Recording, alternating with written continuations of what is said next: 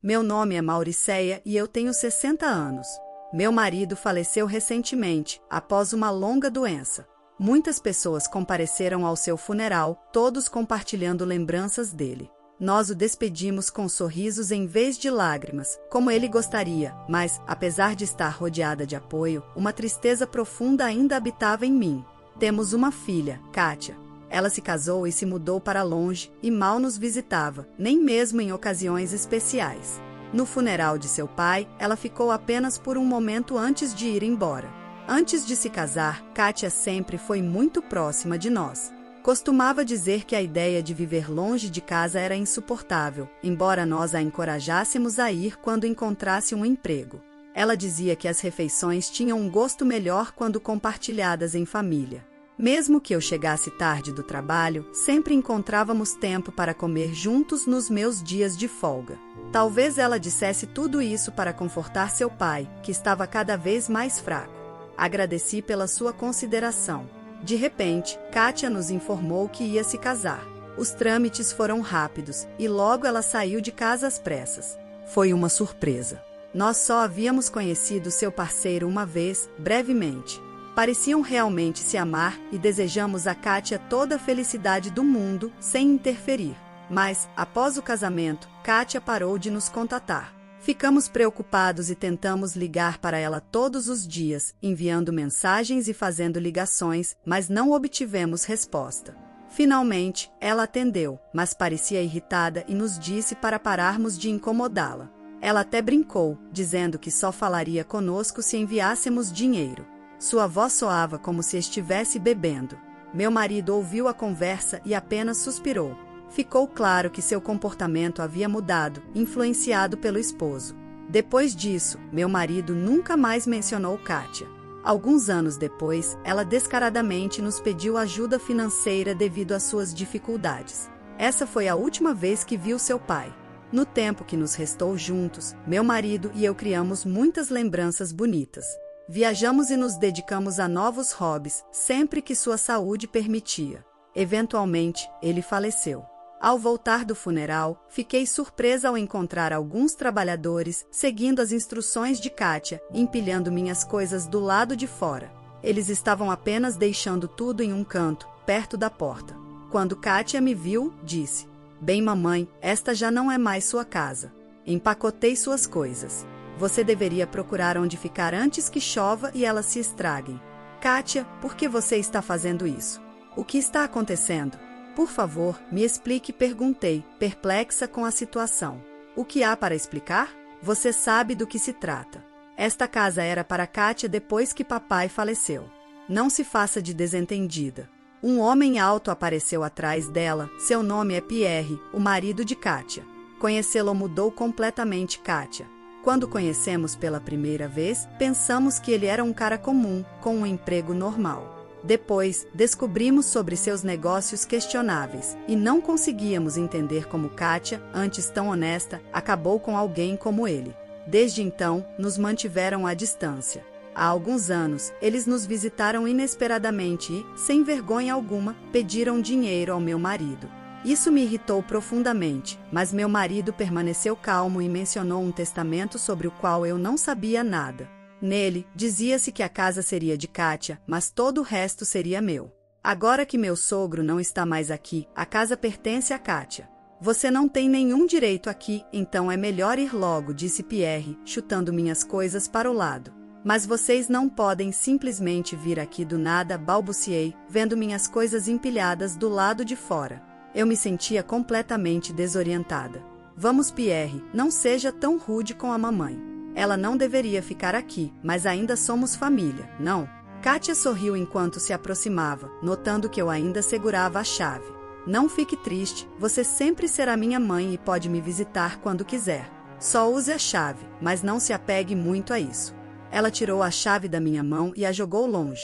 "O que você está fazendo?", gritei, enquanto a chave desaparecia da minha vista. Fiquei em choque com sua ação repentina. "Calma, essa chave não funcionaria de qualquer jeito. Nós trocamos as fechaduras a tempos. Não faz sentido se apegar a algo inútil", ela deu de ombros. "Só te poupei o trabalho." Não faça drama por nada. Kátia e Pierre se entreolharam e depois explodiram em gargalhadas. O rosto de Kátia, endurecido e desconhecido, mostrava até onde ela era capaz de ir pelo próprio benefício. Enquanto segurava as lágrimas, pensei no sorriso gentil do meu marido.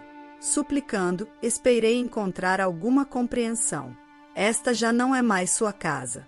Você precisa da nossa autorização para sequer pisar dentro, cuspiu Pierre com uma hostilidade que me pegou de surpresa. Precisamos conversar sobre esta casa. Ela ainda não é sua. Deixe-me explicar, eu disse. Kátia me interrompeu. Já chamei alguém que pode explicar melhor e ele chegará em breve. Entre para conversar ou, se não fizer isso, chamarei a polícia e eles te dirão o mesmo, esta casa não te pertence. A casa não é de Kátia. Vamos entrar agora, e se tentar algo, eu mesma chamarei a polícia, eu disse com firmeza, incomodando Pierre, que sorriu com desdém. Bem, pode ser a última vez que ouviremos os devaneios de uma velha. Você está envelhecendo. Nós ouviremos, mas, se perdermos nosso tempo com bobagens, você pagará por isso. Sentada com as pernas cruzadas, Kátia me olhava fixamente com a mesma expressão, como se já tivessem intimidado outros antes. Isso me entristecia. Logo, a campainha tocou e deixei o advogado entrar na sala. Era o mesmo que havia ajudado com o testamento do meu marido. Você é o mesmo advogado. Não vimos o testamento que dizia que a casa era de Kátia, até o pai dela disse isso, não é verdade? Pierre pressionou. Como mencionei antes, houve um mal-entendido. O testamento tinha uma condição, e se ela não for cumprida, a herança muda, esclareceu o advogado. Por que você está tentando nos confundir com termos complicados? Disse Kátia, frustrada. O advogado tomou a palavra ao ver sua confusão. Isso se chama legado condicional com revogação. No testamento, a condição era que Mauricéia poderia ficar na casa enquanto estivesse saudável. Kátia só herdaria se Mauricéia não pudesse viver aqui por razões de saúde ou falecesse. Seu pai deixou isso muito claro. Tanto Pierre quanto Kátia pareciam completamente perplexos. Ele realmente disse isso? Mesmo que tivesse dito, não lembramos. O que é isso de revogação? Perguntou Kátia, balançando a cabeça. Está bem, mas e essas condições? Pierre perguntou, um pouco inquieto, mas ainda desafiador. Ao tentar desalojar Mauricéia, vocês violaram os termos do testamento. O direito de Kátia de herdar a casa foi anulado, explicou o advogado. Espera, você está me dizendo que, só por isso, ela não pode herdar? Isso é absurdo. Kátia explodiu. Isso é o essencial. Quebrar a condição, seja algo pequeno ou grande, anula a herança, repetiu o advogado com calma. Quando quebramos essa condição? Você pode provar? Pierre inclinou-se, tentando intimidar, enquanto limpava a garganta. O advogado respondeu. O caminhão de mudança lá fora, contratado por vocês dois, é a prova. Tentaram se mudar sem o consentimento de Mauricéia. Nós não fizemos nada errado. Dissemos à mamãe e ela esqueceu, depois entrou em pânico. Isso não é nossa culpa, protestou Kátia. Desculpas infantis não funcionam no mundo real. Vocês não só tentaram se mudar sem permissão, como também jogaram minhas coisas para fora, exigindo que eu saísse. Eu disse: você está mentindo, mãe. Se continuar me acusando, vou te processar. Quer que sua própria filha te processe? Retrate-se, ameaçou Kátia, imperturbável. O advogado mostrou seu telefone. Não podemos nos retratar da verdade. Várias testemunhas ouviram e viram quando você disse a Mauricéia que saísse. Gravamos as declarações delas e ele reproduziu os testemunhos em vídeo dos trabalhadores da mudança e dos vizinhos, confirmando a história. Você pode ter pago para que dissessem isso. Como sabemos que isso é verdade? Acusou Pierre, mas o advogado continuou calmamente, tirando uma chave. Kátia, você tirou a chave de Mauricéia e a jogou fora, o que foi testemunhado por várias pessoas. Eu encontrei a chave exatamente onde disseram que você a lançou.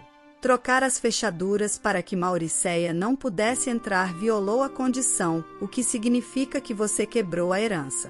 Não fale como se pudesse dizer o que quiser. Se eu quiser, farei com que você nunca mais trabalhe como advogado, gritou Pierre, mas o advogado permaneceu firme. Como resultado, esta casa nunca será de Kátia, e vocês não têm direito de morar aqui. Retirem suas coisas e devolvam-as de Mauricéia agora. Se demorarem ou tentarem ficar, denunciaremos invasão de propriedade à polícia. Vocês têm 24 horas. Comecem agora. O advogado estalou os dedos e olhou para o relógio. A polícia? Não pense que pode me assustar, vociferou Pierre, mas o advogado respondeu calmamente. Sou um profissional. Isso não é uma brincadeira. Entrar em problemas com a polícia só vai piorar as coisas para vocês. Pierre finalmente entendeu que não era uma ameaça vazia, e tanto ele quanto Kátia começaram a suar. Sentimos muito. Vamos devolver tudo ao lugar, por favor, não chame a polícia, suplicou Kátia enquanto corriam para fora. Mas os trabalhadores da mudança se recusaram a ajudá-los. Pierre teve que alugar um carro e voltar para carregar tudo sozinho. Carregar não é o suficiente. Vocês precisam colocar tudo no lugar. Se os pertences de Mauricéia estiverem danificados ou sujos, limpem. Qualquer dano será reportado e vocês enfrentarão acusações, lembrou o advogado enquanto eles trabalhavam freneticamente para restaurar a casa. Depois de terminarem, Kátia, com lágrimas nos olhos, perguntou: E agora, o que fazemos? Como vou saber? Tudo isso é culpa do testamento estranho do seu pai. Kátia gritou com Pierre, mas finalmente foram embora, derrotados. Agradeci ao advogado e voltei para minha casa, cheia de lembranças do meu falecido marido, sentindo que um peso havia sido tirado dos meus ombros. Depois, soube que Pierre e Kátia haviam causado problemas na cidade anterior e estavam de olho na minha herança. Agora eles tinham ido embora. Kátia, ao escolher essa vida com Pierre, parecia destinada a repetir seus erros. Me doía, mas era o caminho dela. Se algum dia quisessem mudar e viver com honra, eu estaria lá para ajudá-los. Meu marido havia dito algo semelhante uma vez. Por enquanto, vou aproveitar a casa que compartilhamos. Talvez até me atreva a fazer algo que meu marido sempre quis fazer. Ao olhar para as estrelas, senti que ele me encorajava, e uma lágrima caiu enquanto eu sorria. A história de hoje chegou ao fim. Não se esqueça de comentar qual lição você tirou dela. Também deixe um like no vídeo e se inscreva para não perder os próximos vídeos. E se você quer conhecer o final da história da mulher que nunca soube com o que seu marido trabalhava, mas ficou chocada ao descobrir um segredo através de um bilhete no meio das coisas dele, clica no vídeo que está aparecendo aí na tela. Te vejo nessa história. Grande abraço!